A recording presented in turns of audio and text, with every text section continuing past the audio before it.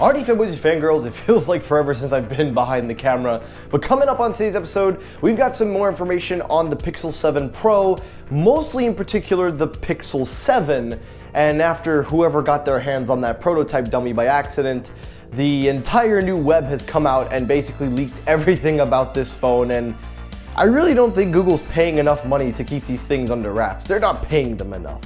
Also on today's episode, we've got some information on a brand new Apple Watch model that is reportedly going to be released this year called the Apple Watch Pro. We'll talk about that. And lastly, there have been a lot of reports about the whole supply chain issues with the iPhone 14, but it looks like Mr. Ming-Chi Kuo is here to save the day. All of that on today's episode, so don't go anywhere, turn the quality up to 4K because Tech Noise starts right now.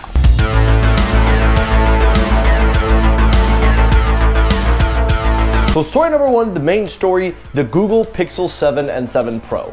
Now, as you know, the last few times I've talked about the Pixel 7 and 7 Pro, mostly they've been about the rumors and basically the device getting leaked because apparently somebody bought what they thought was a Pixel 6 Pro, only to then go into further details and taking off the protective cover, find out that it's a prototype of the Pixel 7 Pro. And that is probably one of the worst, if not the worst, ever things to happen when a general person who buys a phone that they thought was the phone they were looking for, they get the phone that's not even released. And honestly, I don't even know whose fault this is. If it's somebody that accidentally lost the dummy version, if somebody knew they were doing this or whatever, but oh man, like they must not pay these people enough to keep this thing a secret. Well, going into the hardware for just a second, we get more information on the Tensor 2, the second generation Tensor chip, and it seems like the Pixel 7 will have a customized version, but it will be a more low power version versus what we're seeing in the Pixel 7 Pro.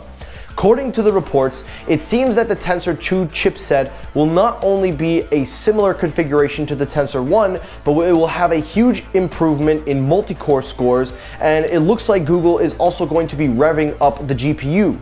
Now, there isn't an exact confirmation on what we're going to see in terms of graphics performance, but based on the renders and also based on all the images shown from the phone, and when I say renders, the mock-up images of the phone itself, we can see that it looks like Google wants to continue to up the quality and up the performance aspect. So upgrading the GPU makes total sense. And being that we understood that the first generation Tensor chip was already a good chip from the start, at least from what most people say anyway, it would only make sense that this would be a more moderate version of the chip that's already a great chip.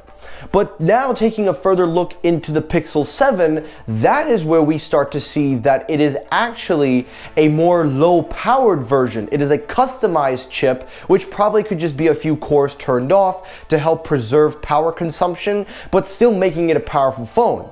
According to the reports, it says that the Pixel 7 processing unit will be devised up by a 4x2x2 CPU core design. However, it will be clocked at a lower speed rather than getting the full performance speeds of the Pixel 7 Pro. On top of that, going further into the beta codes inside of the actual prototype Pixel 7 Pro, we can see that the Pixel 7's display will most likely be a 1080p normal display. So now the rumors are speculating that it will once again go into that same category of the Pixel 7 Pro getting the 1440p display and the Pixel 7 continuing to get a 1080p.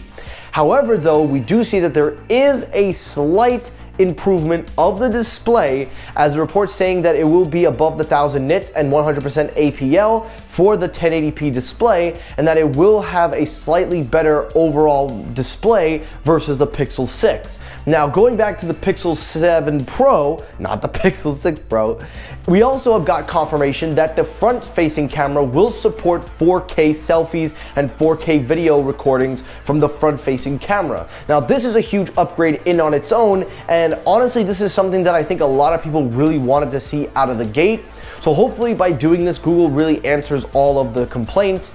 But I really think that the main thing that they have to start doing, and honestly, I really think they really should consider doing, is starting to put some, how would I say this lightly, some more advanced cooling systems, because we've heard a lot of reports about overheating, heating management, and also performance issues and performance throttling. maybe it's time to go the Samsung route and just start putting some copper cooling, and who knows, maybe just maybe take a page out of Samsung's books, because I think y'all are sharing everything anyway. But bottom line, the Pixel 7 and 7 Pro are looking to be basically what we've already come to expect, but with some minor upgrades, and mostly in the Pixel 7 favor, a more low-powered device with better battery support and top-notch cameras. But we'll have to wait and see when we see the actual Pixel 7 and 7 Pro.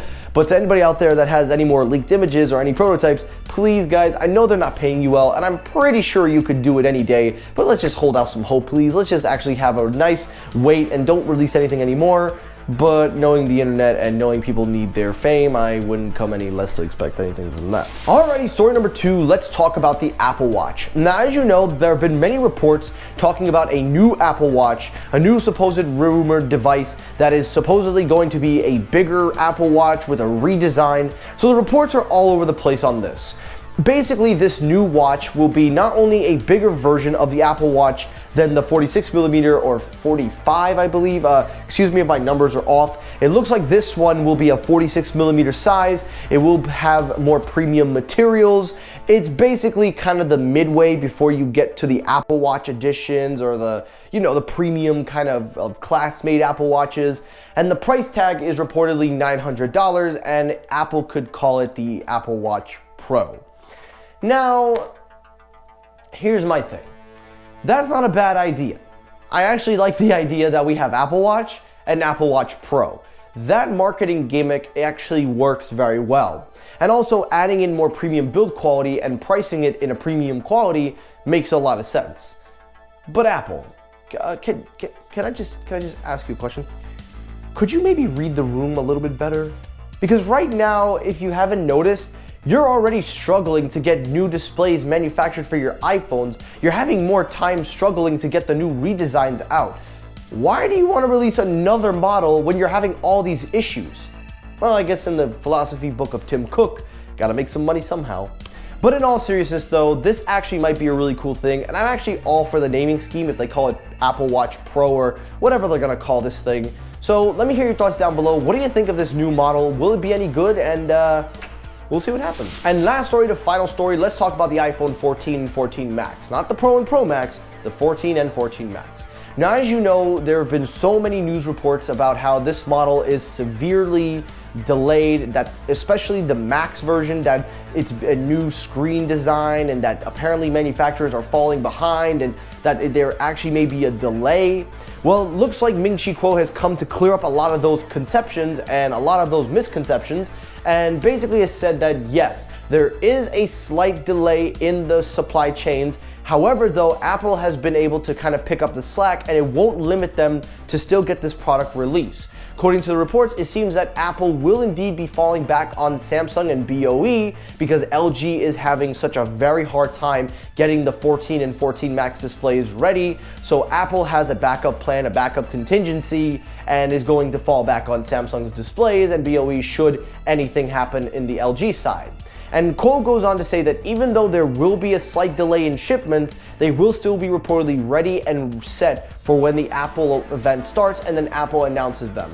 So that's a good thing. That's actually very good to hear, and I'm very glad that Apple's getting this fixed sooner rather than later. So now that everything is kind of set in stone, the question is, what else do we talk about with the iPhone 14? I mean, we pretty much just kind of know everything. I guess the last thing you really should talk about is what are the trade-in values going to be? Because honestly, with a redesign like that and all the phones still going to look like crap, I think Apple's going to lower the trade-in value really bad. So you better get that phone soon, people. Get that phone soon. And that's it for today's episode of Technoid. Now, guys, I really hope you enjoyed this episode. If you did, hit the like button. If you disliked the video, you can hit the dislike button. That helps circulate my videos as well. As always, everyone, thank you so much for watching. I will see you all in the next episode. Have a great rest of your day, guys. Take care, stay safe, have a good day, and peace.